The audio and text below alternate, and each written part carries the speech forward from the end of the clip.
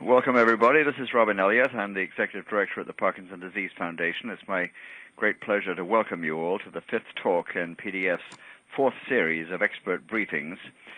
This one is an ever-popular one and central to all our interests, whatever they may be. This is one we all share, namely medical therapies, what's in the Parkinson's pipeline. I should remind you, those of you who are on the communicating through the computers, that you can download the PowerPoint slides from our website and the reminder email you received this morning for this talk if you wish. That's just a tip you might want to take advantage of. In this series, we cover some of the most important topics in Parkinson's today.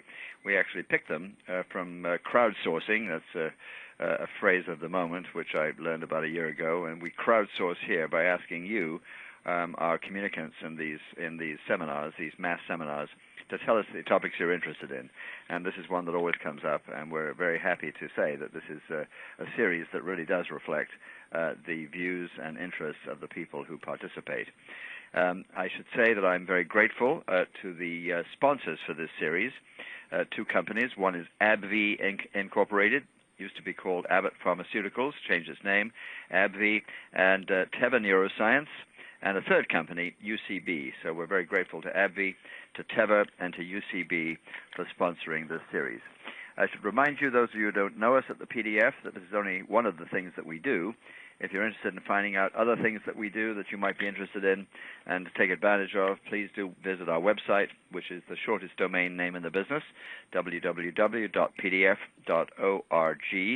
and you can learn more about both the expert briefings and also other educational programs we have if you're interested in that too. My great pleasure to introduce our speaker for the day, Dr. Kapil Sethi. He's a long-time expert neurologist with a long pedigree of accomplishments in clinical care and also in clinical research, where his primary interests are in clinical trials and the development of new therapies, and in particular the non-motor aspects of Parkinson's disease, which command his attention recently particularly, and is a big interest of his now in his research. He's professor of neurology and director of the movement disorder program at Georgia Health Sciences University, which is in Augusta. I'm not sure whether he attended the Masters last week in the rain, but I didn't ask him that yet. Maybe he'll tell us afterwards. But certainly those of us who like golf were watching that, and now we're moving from golf to Parkinson's, going up in the scale, and up in the scale, too, of expertise and enjoyment, because I think this is going to be just a terrific session. He has been in his position at Georgia Health Sciences University. He's been director also of the National Parkinson Foundation Center of Excellence. That's a comrade organization of ours based in Florida, the NPF, and we're very happy to welcome him in all these capacities. He also, as a full disclosure, he told me, wants you to know that he's employed as a senior medical expert of neurology at Merz Pharmaceuticals, where he works with industry. He was born in India, educated there, and then went from there to the UK, where he worked and was trained in London and also in Wales, and then came to this country, I don't know how many years ago, but quite a number at this point, to become what looks as, from the back end of his resume, like he's a public citizen of the field. There's no major organization in Parkinson's medicine that Dr. Sethi has not been involved with in one form or another. And I'm not going to go through all of them. It'll take half our time. Suffice it to say that he's a major public citizen in the science and the education and the medicine of the field. And as always with the people we have presenting in this series, he joins a very long and distinguished list of people who have honored us by their presence at these briefings. So, Dr. Sethi, the floor is yours. You'll be speaking for 25-30 minutes, I believe, to your slides, which people have access to, and then we will be opening the floor to questions which we will have received by then from people who can email them to us. And while you're talking, we'll be sifting them and organizing them and be ready to ask the questions once you are through. Dr. Sethi, thank you so much, and we'll be very interested and fascinated by your talk. Thank you, Robin. Thank you for that kind introduction. And yes, I was at Augusta National on Saturday, which was probably the most beautiful day, but the finish was just amazing. Unfortunately, the events of yesterday, of course, put a damper on some of the excitement and stuff we were feeling, and our thoughts and prayers are with those that are hurt in the blasts in Boston. And I'm sure there are people participating in this call that are from that part of the world. So moving on to what is in the pipeline. That's the topic. Now, you may want to, I don't think you will have any question that we do need new medications, but following are some of the reasons why we need new drugs for Parkinson's disease. We don't have a drug that has been conclusively shown to slow down the rate of clinical decline in Parkinson's disease. There are many studies that have been done, some suggestive, like ones with MAO-B inhibitors, and others entirely negative. We also know that the existing drugs that benefit motor problems have limitations. Levodopa is the most potent drug. It results in motor response fluctuations and dyskinesias.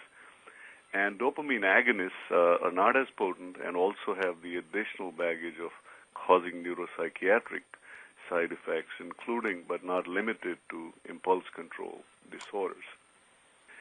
In addition, the burden of non-motor symptoms such as autonomic disturbances, bowel, bladder, blood pressure changes, then subsequently cognitive issues and psychiatric issues, including depression and anxiety, are poorly addressed by and large by currently available therapy. And these problems can be early, but they definitely progress as the disease progresses. So if we can find a way to slow down the disease, not only will we help motor problems, but also help the non-motor problems. The gait and balance problems are also inadequately addressed by the currently available therapies. We haven't been quiet. I know that it seems like we haven't had many new drugs in this field, but the next slide here shows you all the drugs we've tried. This is incomplete. There were about 10 others. A lot of these drugs have been tried in various situations. Unfortunately, they have failed, and with the exception of istradafilin, which I'll discuss a little later, others will probably not come back. Now, there are currently over 100 new therapies under development for Parkinson's disease, and these drugs have several aims. One is, of course, the Holy Grail, the disease modification or slowing the clinical decline, / neuroprotection, which is a more precise term, but perhaps a little sexier. And then other drugs are being developed to improve the symptomatic management, motor symptoms, and then subsequently non-motor. And those will be the areas under which, the headings under which I'll discuss the new drugs in development. So some definitions, we don't have to spend too much time, but neuroprotection actually is defined as an intervention that rescues, protects the vulnerable neurons, and then it slows, stops, or reverses disease progression. Whereas if you just stick to the generic slowing the clinical progression, then whatever the mechanism, that effect can be clinically measured, and we cannot see the underlying vulnerable neurons, but at least we can imply that we're doing something that's either promoting compensation or may actually be protecting neurons. So slowing the clinical progression seems to be a term that most of us are using these days. Now, why have we had such a hard time developing neuroprotective or disease-modifying therapies in Parkinson's disease? Well, I think we don't understand clearly what are the biological processes that lead to cell death. We have ideas, including a very recent popular hypothesis called prion hypothesis, where there's an abnormal protein that's not infectious if in the ordinary sense of the word, but it could transmit itself from one cell to the other. And of course, that has still got to be confirmed. We have several animal models, but they don't accurately reflect the onset and progression of Parkinson's disease. So a lot of drugs that seem to work in animal models, especially the one that's the most commonly used, which is MPTP model, they fail in clinical trials because, one, MPTP Parkinsonism is not clinical PD, and it's very restrictive lesion. the lesion doesn't progress. It's a massive lesion, whereas Parkinson's starts slowly and progresses slowly. And we've had trouble developing a faithful animal model. And then if a drug works in the animal model, we don't know what dose to bring to the clinic. We could be giving too much. Some drugs have so-called inverted use, so they're better in lower dose and maybe not so good in higher dose. So we really don't have a way to translate this animal research into clinic. Also, as you know, everybody has their own Parkinson's disease. It's not one disease, so heterogeneity introduces another problem. There are young Parkinson's patients, there are old ones, there are those that are tremor dominant, those that are gait and balance problem dominant, and those that progress slower, others progress a little quicker. Some get cognitive issues early, others get it later, but we lump all of them in these large trials, which will give us statistically valid results, but they may not be applicable to a given patient. So we will miss effects in small populations. So we need to better identify Parkinson's disease subtypes and then apply different pharmacological interventions based on that particular subtype. We also don't have good ways to measure clinical progression, and I think there are several initiatives to identify biomarkers that will not only help us diagnose Parkinson's disease, but also help subtype it and perhaps help us identify progression.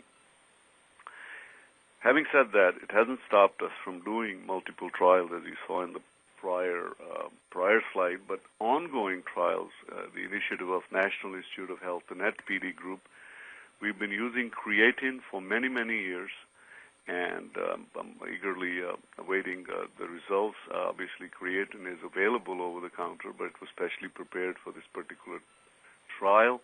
I will discuss this FS-Zone, which is an anti-diabetic drug out of all other drugs.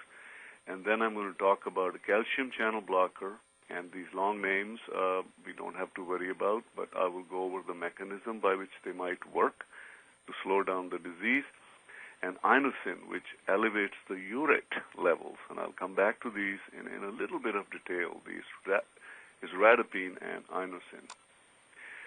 Now, this drug, Pioglitazone, there are many drugs of this class. The first one had some liver issues, but this one really seems to be reasonably safe.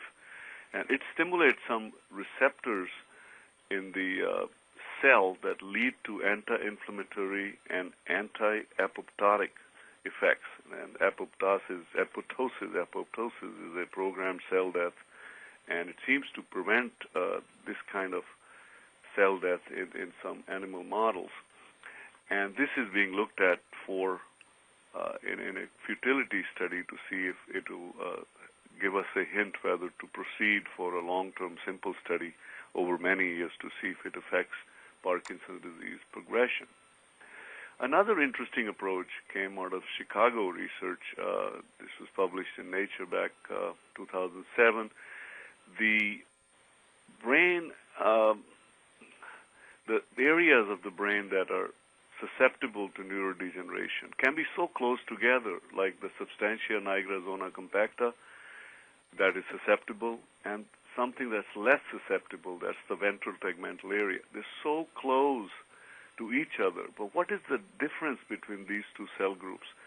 It's more or less a mystery, but it looks like the nigra neurons, as an individual grows, you switch from sodium channel to calcium channel, and maybe there is something about that calcium channel dependence that leads to the introduction of some toxic molecules into these cells, or that mechanism itself is deleterious to the health of a cell. And ventral tegmental area, which is right next to it, is not degenerated in Parkinson's disease.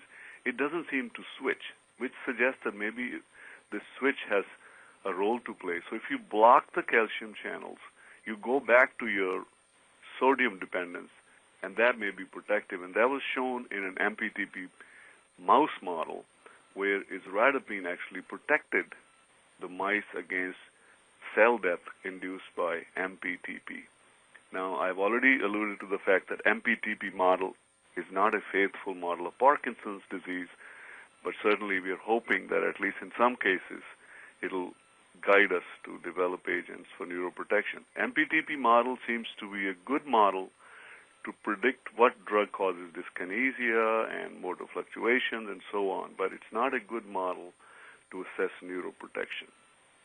Now, next slide shows you a cartoon of somebody afflicted with gout.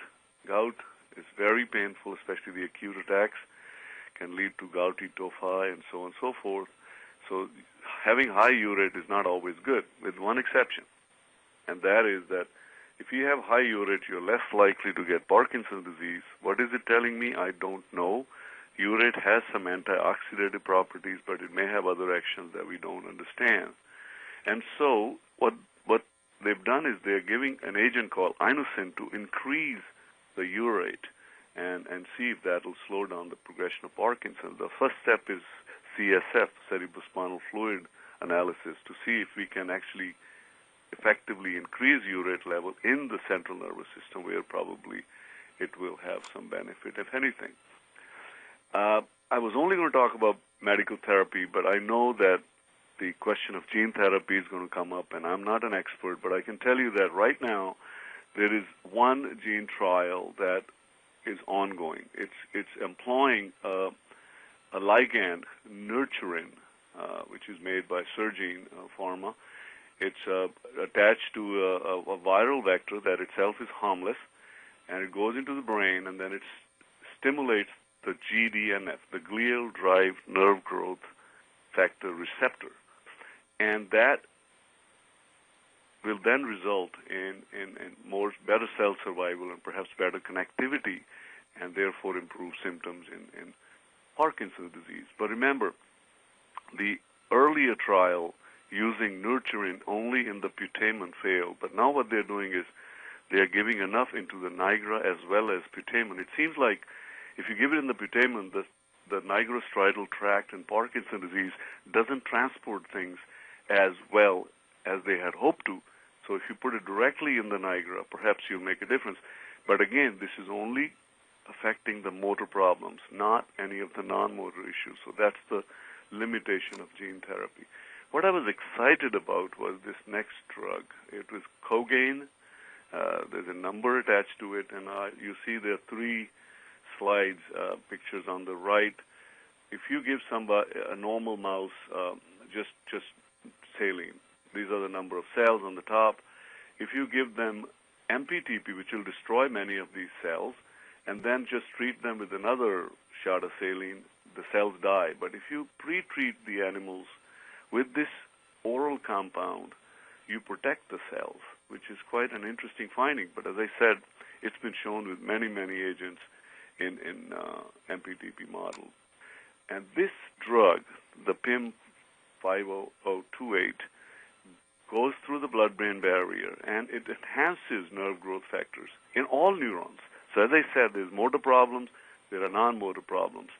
So if you affect just the nigrostriatal tract, you will affect the motor problems, but the non-motor issues will progress. But if you can give something through the mouth, where the bloodstream, hopefully things that get through the blood-brain barrier, can go anywhere in the central nervous system and even the peripheral nervous system.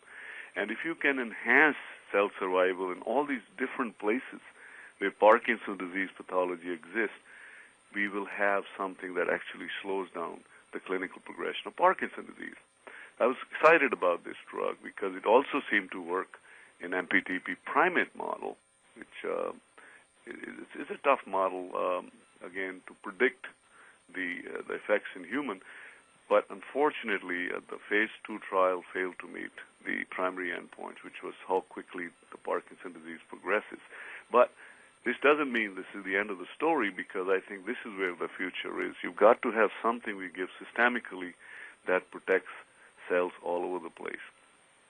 All trials we've done, with the exception of DataTop, utilize one agent. And I think in the future, I'll come back to that in a second, we'll probably try multiple agents at the same time. Now, if you look at the mechanism, there are few possible mechanisms that lead to cell death. The end result is common: oxidative stress, apoptosis, cell death, inflammation, so on and so forth. But what starts it? And there are hypotheses like it's due to hyperphosphorylation of alpha-synuclein. This will be analogous to what happens in Alzheimer's disease. And then if the prion hypothesis is correct, if you can inhibit alpha-synuclein, which is abnormal or aggregated, passing from one cell to the other, then you can slow down the progression. And lastly, pharmacogenomics. Can we do some genetic studies?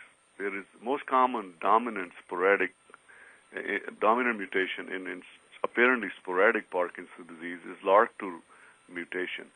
And maybe there are some agents that will work better in LRRK2-related PD than other populations. But right now we don't identify these individuals prior to the trial. And I'll come back to that LRRK2 a little later in the talk.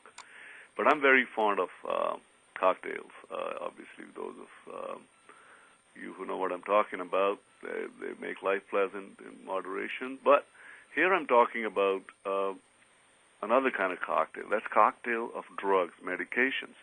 If you look at HIV, if you look at cancer, if you look at tuberculosis, the biggest advances have been made using multiple drugs at the same time. We do that for the symptomatic treatment, but we have not adopted that for neuroprotection or slowing the disease progression. I think this is where the future is, and I look forward to future trials where we combine multiple drugs, maybe one anti-inflammatory drug with the MAO-B inhibitor with creatine to see if we can get additive benefits. I think we've done enough with just one single drug, and it's time to reconsider. Now moving on to lower hanging fruit, which is managing Parkinson's disease motor disability. I think we've done well with medications, and if medications fail, we have had wonderful results with surgical interventions, including deep brain stimulation. Let's go back a few years. This is a monkey on picture number 1, normal, alert, looking at you, given Reserpine. Reserpine came from India. Reserpine is an original, it is a derivative of a Rauwolfia alkaloid, and Leonard Rauwolfia, the German botanist, went to India and brought this plant that was used in India to treat psychosis, because these patients with psychosis are agitated. You give them Reserpine or Rauwolfia, and they became like this monkey on number 2. They became Parkinsonian and quieter and unable to move, hunched back on number 3 panel here on the slide. But thanks to Irvin Carlson and others later, given Levodopa, this monkey on picture 4 looks entirely normal. This discovery of Levodopa has probably been the most amazing discovery in neuroscience. And initially, we almost gave up on Levodopa because there was no carbidopa, so people got nauseated, and we did not limit the nausea, and the patients would not go up to high enough levels. But subsequently, we have realized that Levodopa remains the most potent medication for symptomatic control of Parkinson's disease, especially for the motor features. So can we do better than if we have a drug that's really so good, and most of you who took this compound were very happy for many years, but subsequently, because of the pharmacokinetic, perhaps pharmacodynamic changes, pharmacokinetic characteristics of the drug itself lead to problems, which we might talk about in a minute. But what can we do then? Can we improve delivery of what we have in our hands? And that is an effort that's ongoing with many different drugs. So let's talk about levodopa therapy. What is in the future? And Yogi Berra said it's hard to make a prediction, especially about the future, and I agree with him, but I'm going to just go over some of the things that are actually very close to approval. One drug is called Rytary. It's an Impex compound. We were hoping it will be approved last year, but it hasn't. It should be any time.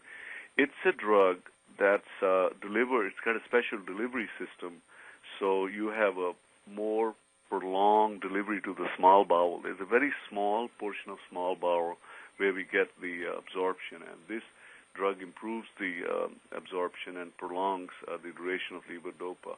Another drug is almost levodopa prodrug. It's absorbed throughout the intestine. It's called XP21279. Sorry about the number, but it doesn't have a name yet. it's shown promise in early trials. There was a patch development. Unfortunately, the skin irritation stopped the patch from development. I think in the future, and it's not in the next 2-3 years, but in the future, maybe we'll have programmable patches or pumps that a lot of people are working on, super concentrated solutions that are in a very precise way are delivered even to demand. And then intrajejunal infusion is here. It's called Duodopa, and I'll come back and talk about that in a second. Now, carbidopa, as you know, is a drug that prevents the conversion of dopa to dopamine in the periphery.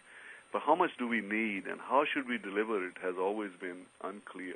It looks like if you give a carbidopa patch, which gives you constant carbidopa, there's no harm having more carbidopa, absolutely not, then it may be that you can improve delivery of levodopa into the brain and help symptoms for longer. Even amantadine, Simitrol, which we use for dyskinesia, the long-acting formulation is now being developed by a pharmaceutical company. There are discussions about developing entacapone patch. Some of you who took COMT inhibitor tolcapone probably miss it still because Tasmar was the most potent drug other than levodopa to enhance the levodopa's benefits. But because of a very small risk of liver problems, somehow the drug has largely been abandoned. I'm still a big fan of tolcapone, and I hope that there will be other COMT inhibitors that are as potent as tolcapone, and they are being developed, but they're not close to approval. We have several long-acting dopamine agonists. We already have ropinirole, pramipexole long-acting. The rotigotine batch is back. And there's lisuride batch, which is an ergot drug without the heart problems associated with the older ergot drugs. We're also trying to develop continuous delivery of lisuride, the same drug we were talking about a minute ago, and apomorphine pump, which can be given subcutaneously. So let's look at these two things that both are approved in Europe, in some countries in Europe for sure. Duodopa, there is a pump, there's a specially formulated levodopa gel that goes, the tube, there's a PEG tube, goes through the stomach into the jejunum, and it's called Duodopa, but it's actually dropped into the jejunum. It probably should be called jijojopa, which will be really a bad word, but that's what it is exactly. And so you drip it all day and 18 hours a day, and then you can stop it during the night. A lot of patients in Europe are not stopping at night, and it seems to almost remove motor fluctuations and over long term may improve dyskinesia. And it'll be a serious competitor to deep brain stimulation, but there are issues involved with local injury, irritation, and the cost is going to be a factor. Then subcutaneous apomorphine. Apomorphine, some of you take it, Apokin for PRN, rescue therapy. If you can infuse it, it's as potent as levodopa, the only agonist that's as potent. The problem is it causes skin irritation and nodules, and in England especially, they have worked their way around it. And it also seems to be a serious competitor to deep brain stimulation. If you don't want a hole in your head, then this may be something to consider. Unfortunately, it's many years away in this country, and right now the companies are talking about starting trials. Moving on to MAO-B inhibitors, some of you are taking either selegiline or rasagiline. The next MAO-B inhibitor that has been in development for a long time, but I think should be approved, is Safinamide. I don't know the trade name. This, in addition to inhibiting MAO-B, also blocks glutamate release, which can result in anti-seizure activities, and it may also improve cognition. It's an interesting drug, and you should keep an eye on it. The other group of compounds that are being developed are adenosine receptor antagonists. Caffeine is one of them. And we know caffeine by itself can have some symptomatic benefit on Parkinson's disease. And if you like caffeine, there is no downside to drinking caffeine. Music for in Starbucks ears, but that's not what I'm promoting. So here we go. A2A antagonist. We were excited about istidafline. It's going to come back. And the other agents that are in development include Preladenant, which is, I believe, developed by Merck, and there's a small company developing Preladenant. Unfortunately, I put the number SIN115. I didn't know the full name. I have it now, but Preladenant. But they are all the same. They work on the indirect pathways, and I'm going to actually skip a slide because of time. They work on the indirect pathway to restore balance between direct and indirect pathways and seem to help dyskinesia and off times. Next slide actually looks at other mechanisms by which we can affect Parkinson's disease. One is treating dyskinesia. Well, we tried to target the serotonin receptors and failed. There's another one which is quite interesting, which has promise, alpha-adrenergic antagonist, which works on the noradrenergic type of receptors, and that's Fipamezole. Interestingly, there's a strong epidemiologic data that nicotine or smoking has some protective effect in terms of getting PD or not. But clinical trials on patients who already have PD have largely been negative, but still new, more specific nicotine receptor agonists are being developed as well. I know I have probably got maybe 10 more minutes at the most. I'm going to skip the adenosine receptor slide, but move on to the next drug in this class, which is Preladenant. And it's been looked at in phase 1 and 2 and is right now in phase 3 studies, which is the phase just before approval. Has some side effects, mostly manageable.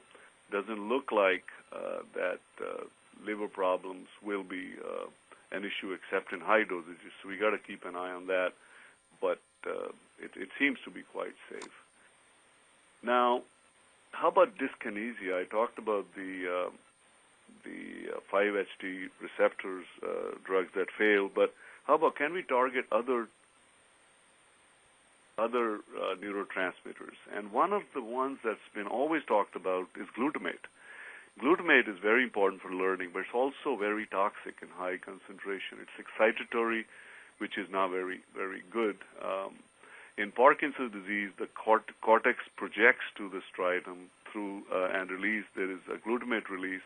If you block this glutamate release by using the mGlu-R5 antagonist, there is a drug developed by Novartis. There are other companies looking at agents that act on that receptor, which is I won't go into the details of what receptors, but the problem is sometimes you see psychosis with this class of drugs, and a lot of our Parkinson's patients, unfortunately, are beginning to have cognitive issues when they develop dyskinesia. So I'm looking forward to the results, but there are still concerns with these type of drugs. One of those mGlu-R5 antagonists, this is dipraglurant. I don't know what stage of development it is. I think phase 2 study showed that it helped L-DOPA-induced dyskinesia. It was named as one of the top 10 neuroscience projects to watch, but I don't know who named that, but phase 3 studies are planned. So keep an eye open for the mGlu-R5 antagonist. Fipamezole, this is a drug that works on the adrenergic receptor. They did 2-country study. In the U.S., it showed clear evidence of improvement in levodopa dyskinesia, but in the Indian study subset, the placebo was as good. I have an idea. I was actually involved in trying to select sites. Looks like the investigators did not do a great job defining dyskinesia or really looking at the differences. There are subtleties here that really teach us that when we do these investigations, they have to be conducted in the hands of experts and not just any site. All right, moving on. Last few minutes, treating the non-motor issues. Parkinson's disease psychosis is a major problem. Hallucinations occur in a large number of patients. We use clozapine and quetiapine, which is Seroquel, but these drugs have limitations. There's a new drug being developed by Acadia. It's called Pimavanserin. It's a 5-HT2A antagonist and inverse agonist. And one wants to know, what's the difference between an antagonist and an inverse agonist? And it has to do with the baseline. You see that antagonist doesn't change the baseline, whereas inverse agonist will make the cell less excitable even at baseline. And this drug is being studied in phase 3 for Parkinson's disease psychosis. It doesn't have the same side effects as, say, quetiapine and high dose might have, which is Parkinsonism worsening, or clozapine, which is agranulocytosis, but still we don't have final proof that this drug works, but I'm keeping an eye open for that. Moving on to constipation, which is a major problem in Parkinson's disease and in normal aging. And I'm almost 60, and I know what the old people talk about. And Parkinson's disease constipation, this can be controlled with usual means, but sometimes you have to do aggressive therapy. There's a drug that's used in constipation. It's called lubiprostone. Can't pronounce it very easily. It has been studied. A small double-blind study done by Dr. Ando in Houston was positive, and I would hope there'll be more studies. There is a subtype of constipation, Parkinson's, called Puborectalis dysfunction. There's a sling here that gives that angle to the rectum and the anal junction, and in the squatting posture that we Indians used in India, this straightens out, and it's a little bit of a joke, but if you haven't used an Indian toilet, that's not going to be an option for you. But it seems like squatting posture facilitates emptying your bowels more than. I would say don't try it at home because it can be risky trying to sit on the English toilet. All right, moving on to treating orthostatic hypotension, which is a major problem in some conditions like Scheidegger syndrome, but also happens in Parkinson's. There's a drug which we were hoping would get approvable letter, but it did not. It's called droxidopa, which makes norepinephrine, which raises your blood pressure. And that's what you need when you stand up. You want your norepinephrine level to go up. And droxidopa is converted by carbidopa to dopa decarboxylase to norepinephrine. It looks like carbidopa doesn't impair that conversion. So this drug actually has promise in treating hypertension in many different etiologies, not just in Parkinson's disease, and you should keep an eye open for that as well. Now, it's not the last word, but last two slides on pharmacogenetics. There's a long history of that in other fields. In malaria, if you give anti-malarial drugs, if you carry the G6PD deficiency gene, you get huge hemolysis. So it's useful to know who has it and who doesn't. In anesthesia, if you lack an enzyme, you can get severe reaction with the anesthetic drugs. And people are routinely screened if you're going to use that particular drug. But in Parkinson's disease, we are still in the infancy. Now, this is the founder of Google, Sergey Brin, who's also involved in the website 23andMe. So many of you are familiar. He is a LRRK2 carrier. That is a dominant mutation that predisposes you to get Parkinson's disease. And one agent that we've already tried and failed in general population was a kinase inhibitor called CEP1347. Well, will it work on Sergey Brin? I don't know, but that's the future. We got to target therapies to individual patients. There was one study on COMT inhibitors. If you carry the HH allele, the on time you get with COMT inhibitor is much more impressive than if you get the LL gene. So I see patients, I give them COMTAN, and they do so well. The others say, I don't know what you gave me. Nothing happened, doctor. It's variability. This variability is seen with all drugs. We just don't know why, and we're trying to get a handle studying the genetic makeup of an individual. And I think this will be very important because now we have great knowledge of genomics, and we will be able to probably figure out the subtypes of Parkinson's disease where one drug might work better than others. Wouldn't it be nice to have a marker for liver toxicity with tolcapone? The other 99% can take it safely, but we don't have a marker yet, and I think that is the future in Parkinson's disease. So, hope I have convinced you that Yogi Berra was wrong. He said future ain't what it used to be, but I think future is exciting. There seemed to be a little pause in new drug approval for Parkinson's disease, and this due to several factors. It's very difficult to get a drug approved for central nervous system disorder. It takes a longer time. It takes a lot more money. And I think in the end, patients will pay off, and we'll have drugs not only to slow down Parkinson's disease progression, but to also treat motor and non-motor symptoms effectively. Thank you very much for your attention. Thank you very much, Dr. Sethi. That was just terrific. Ladies and gentlemen, I think you've just received a full graduate course in Parkinson's. It took 30 minutes.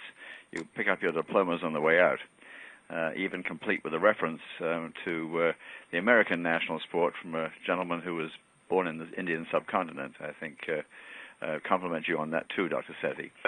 Speaking just for myself and listening to you so intently, I was very struck, as I'm sure many of our people were on the phone, at how many, they may be rather small, rather low, they're dealing with just a piece of the disorder, but they cover so many more different aspects of Parkinson's than was true, let's say, a decade ago, when almost all of the drugs that we had were focused just upon the motor system. And now we have something dealing with dyskinesia, reformulations of levodopa, carbidopa, cognitive stuff. It's just so many different kinds of things, and that certainly should give us some extra hope, even though none of them are yet, to use your phrase, chasing the Holy Grail. They certainly are giving us more to work with. Dr. Sethi, I have a question. This is really a little unfair, and I hope it's not too unfair. You talked about so many treatments that are in the pipeline. That was just your topic. And you didn't always give an indication as to what is most likely to be around the corner. And I wonder if from the large selection that you took us through, what is likely to get the FDA okay in the next, let's say, year or two, as opposed to a dream 10 years away. Could you give us a little bit of a timeline sense? Sure. I think it's not an unfair question because that's what we want to know. I want to be around when the next drug is approved. So surely, I think the first drug that will be approved, and I may be wrong, it would be the Impax drug, Rytary, which is an incremental improvement over existing levodopa. It's not dramatic. You get another hour and a half. A direct competitor, triple combination Stalevo, it seemed to be even better than Stalevo in those trials. So that would be approved first. And the next one probably will be Duodopa, which is the intrajejunal pump, which is only going to be for a small subset of patients. I think Safinamide, which, as I said, I don't know who's developing it. It's changed hands so many times. Actually, they have all the data. It just needs to be submitted. That will be probably the third one. Droxidopa, FDA asked them to do a trial using certain endpoints for hypertension, and they introduced a new questionnaire that had never been used. And then when the results came in, they changed their tone and said, well, listen, we don't think that this is a good endpoint. So although Droxidopa, the trial results show the drug works, I think they may have to do one more trial, and I think that would be somewhere between Duodopa and Safinamide. So these are the four that I think have the highest chance of being approved in the next 2 years, maybe sooner, 1 year, between Wonderful. 1 and 2 years. Terrific. Thank you very much. Very direct answer to the question. Much appreciated. We've had several questions from around the country and a couple from outside on specific medications, which I believe were not covered by you. And I'm going to just do, if I may, Dr. Sethi, just a quick 1, 2, 3, 4, give you the name of it. You can maybe give us a couple of sentences on it. And if you already covered it, or if it was under a different name, which is possible, then please upbraid me, and I'll move on to the next one. There are 4 or 5 of these. You talked about gene therapy. From Florida, a lady wanted to know what promise do you think for Parkinson's is there in stem cell therapy? Oh, that's a tough one. I think stem cells hold promise in Parkinson's disease. There's no doubt about it. But we have a lot to do before we can even design and start double-blind clinical trials. I know stem cells are being used around the world in different countries without any control. The challenge will be how to control stem cells once you have transplanted them, where to put them, what dose. Only one area is enough, or we have to put them in 10 brain areas because it's such a widespread disease. And I'm certainly not an authority on this, but certainly I think we should continue researching stem cells in Parkinson's disease. Thank you. Question from New York, a caregiver in New York, something that I hadn't heard of and I don't think you covered. Studies of GM1 gangliosides? Yes, GM1 ganglioside has been around for a long time, and there was a recent study after I prepared the slide deck and knew they were older studies. And gangliosides are, integral to neuronal structure. And there are a lot of the work came from Snyder in Philadelphia. And I think gangliosides were being developed by a company in Italy as well for a while, and subsequently I don't know where it went. I think that gangliosides need further study, but there is no agent that's very close to approval or in phase 3 studies that I know of. But I did hear something about GM1 gangliosides therapy trial just recently, and I'm embarrassed to say I don't know the results. But I'll look up, and I'll be happy to contact this person. Thank you. The next, you talked about one kind of gene therapy, Neutron, and you spoke highly of the possibilities of that in the nearer term. A doctor from Texas, I think a medical doctor, I'm not sure about that, was asking you about Prosavin. Yes, I think that's maybe a trade name for aromatic amino acid decarboxylase gene, if I'm right. There was another one for GAD gene into the subthalamic. That effort has been abandoned, but the other one that the doctor mentioned is still ongoing. It enhances the decarboxylation of levodopa into dopamine and perhaps better motor benefit. It's almost like a genetic pharmacological treatment, whereas the nurturin, and I have no stake in either of those two companies for disclosure. I think that's just a different mechanism where you're trying to enhance cell function as well as cell survival. So it appeared to be more attractive to me, but the other one's still ongoing as well. Absolutely. And as I said, I wasn't really going to cover gene therapy, but since I like the idea, I was a bit biased. Thank you. The question of intravenous glutathione? Yes. No, we know that glutathione is decreased in the brains of Parkinson's disease patients. At autopsy, it's been well shown. We know that glutathione is an antioxidant, and oxidative stress is involved in the genesis of Parkinson's disease. But whether giving intravenous glutathione changes Parkinson's disease in any way is entirely unclear. There's no proof that glutathione therapy actually improves Parkinson's disease progression or slows down the progression.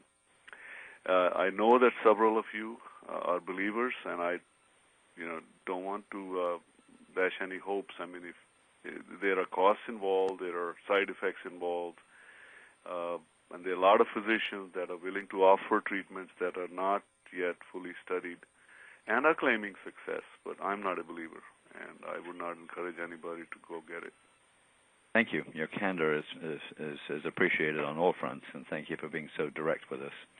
Here's one that's new to me. Methylene blue, apparently there was a study, a Canadian correspondent of ours is saying there was a study in 2009 that he had read somewhere, and he hasn't heard anything since. Methylene blue? That gives a new meaning to I feel blue. I don't know, the Blue Man Group. I don't know. I just don't know. Maybe the person who asked that question could fill us in a little bit, that 2009 study online after the meeting, and we'll try and get back to you. Good. Absolutely. This isn't strictly a question about a possible new treatment, but it's asked in the opposite direction. It's a person with Parkinson's from South Carolina, and she wants to know, Doctor, could calcium supplements that might be taken by a woman for osteoporosis have a negative effect on Parkinson's or the medicines that are used for it? Right. I think that's a good question, but no, absolutely not. In fact, if somebody has a propensity for falling, the first thing we do is strengthen their bones. You want to get their bone scan, make sure they have enough bony mass so they're not susceptible to fractures. So you do everything possible to slow down or improve osteoporosis. So please don't be concerned. It's a totally different deal. You can take calcium supplementation, whatever other drugs your physician advises you. Good. Okay, that completes our list of random questions about specific things, and we didn't even prepare you for those, and you answered them brilliantly, so thank you very, very much.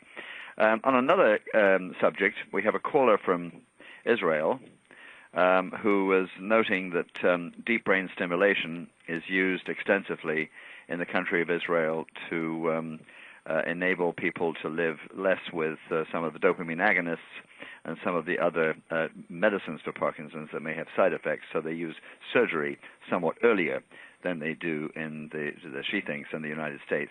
Could you comment on that? Do you recommend, in general, in your clinical role, that someone who is doing well with medicines for Parkinson's should consider deep brain stimulation, either early or late? Right. This question has been around for a long time. Initially, when deep brain stimulation of the subthalamic nucleus was started, there was hope that it actually slowing down the Parkinson's disease. And if that was so, it'll make sense to consider deep brain stimulation, even if you were doing medically well. But unfortunately, it's become very clear that patients who have undergone deep brain stimulation continue to progress and develop new motor and non-motor problems. Now, when you start having fluctuations and dyskinesia, there is a move towards doing deep brain stimulation earlier in the course than we used to do. But that doesn't mean you offer it to patients who are otherwise doing well. There are 2 trials right now ongoing in 2 countries. There's one from Nashville, one in France, where they're doing deep brain stimulation in young patients very close to the diagnosis, which to me is early. And, you know, it's worth researching into, but there are risks associated with deep brain stimulation. It's not entirely an aqueous procedure. So if you're tolerating medications, if you're not having fluctuation dyskinesia, I don't think deep brain stimulation should be considered. If you're intolerant of medications, I have done deep brain stimulations in some patients quite early. But if you're not fluctuating and you're not having major side effects of medications, I think you should wait. Thank you, Dr. Sethi. I'm going to take one more question before we have a tie-up session. I know that Dr. Sethi has to go back to he's on clinical service today, and we're even more grateful to him that he's taken time out of a very, very busy day to talk with us, but he does have to leave rather sharply on the hour. This is more of a general philosophical question, but an enduring one, and one that I think all our correspondents will be interested in, Dr. Sethi. It has to do with the way drugs are regulated in various parts of the world. And this person, who lives with Parkinson's in the state of California, is asking the question, what lessons can we learn from systems, let's just say Western Europe, where they have their own drug review and regulatory agency, that could hasten the adoption of legitimate, efficacious treatments in the United States. I don't know whether he or she had this in mind, but you talked about Duodopa during your talk, Dr. Sethi, and that was a medication administered through the stomach that was used in Europe and approved in Europe as many as, 10 years ago, 9 years ago, many years ago. So there's a lot of frustration that people feel when they see something like that happening and they can't get it here in the United States, where the regulatory agencies may be using different standards and not as responsive perhaps as they might be to the decisions made in Japan or in Europe or any other area of the world where there's reputable agencies doing regulatory work. So do you have any advice, thoughts about this? Is it a problem? Is it a rather rare instance? Is the question of harmonization, that's a word that's often used to describe regulatory agencies getting together and agreeing on something, is that something, Dr. Sethi, you think that would hasten the adoption of new treatments in this country? What views do you have generally on the whole subject of getting the regulatory process streamlined and effects and results more quickly delivered to patients? So the length of that question suggests how complicated it is. I mean, you said it very eloquently. I mean, this is one of the most difficult questions for me to answer in the last minute. We probably need to, again, I think I'm just advising, have an hour of this particular, get a regulatory, get a doctor, and do this. Will be a wonderful counterpoint for your next webcast. That's a great idea. Yes. Having said that, I mean, it's frustrating. It's very frustrating to a physician where I get a medicine from Canada for nausea, domperidone, which has been around the rest of the world for 20 years. and I have several patients, at least one or two every year, that have failed levodopa because of nausea, and I get them domperidone and explain to them why, and they do wonderfully well. And it's so sad that one of the most developed countries in the world, we don't have access to drugs that are relatively safe. Duodopa, they wanted us to do a double-blind trial, which was not required by the EMEA in Europe, and that always delays things. When drugs work, some drugs work, they work.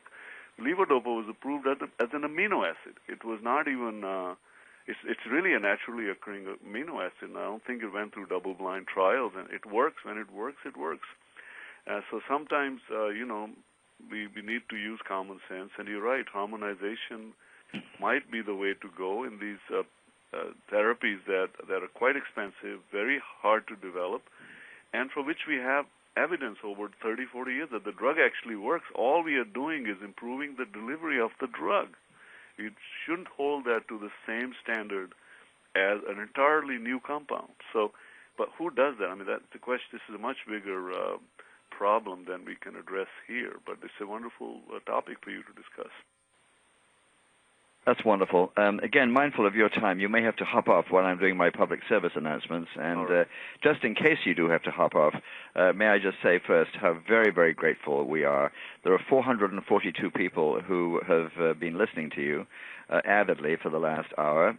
Several hundred more have signed up and will be taking this through the archived material, which is where about half of our people who sign up for things take advantage of these sessions.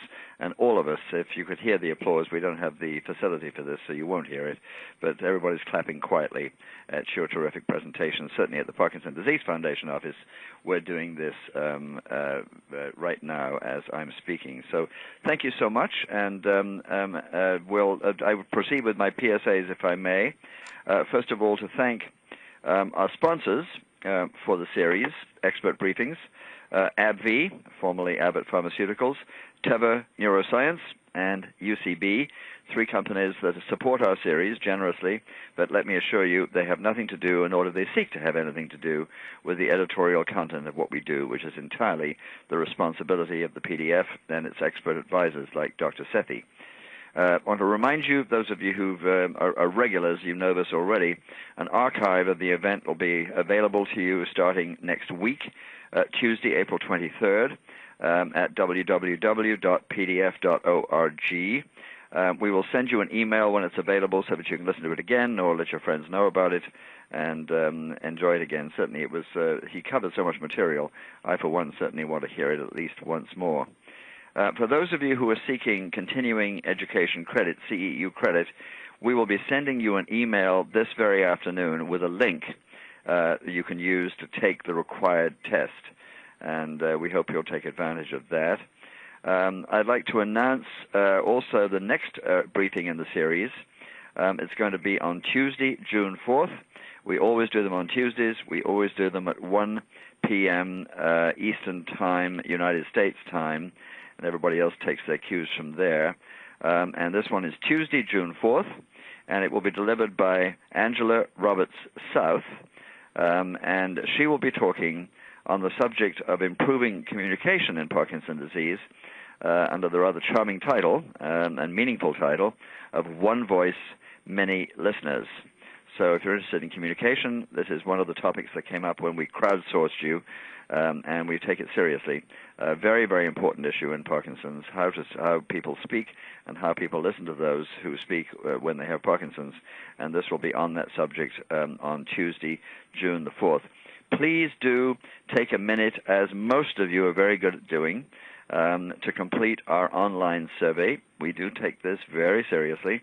It should be on your screen as I'm speaking, and it doesn't take more than a couple of minutes to fill out, so please do it and send it back to us. The feedback really does help us improve the webinars and the selection of subjects to make sure that you get the information that you need. Some people asked questions that were not answered. A couple of them were not quite on the subject. A couple of them were, and we didn't get to them. Others may have occurred to you during this Q&A session. If they have, please take advantage of the of the connection routine that you had described to you, and email us and let us know what the question is, and we will endeavor to get back to you in a few days, either through Dr. Sethi or through some other authoritative source, so that you get your question answered.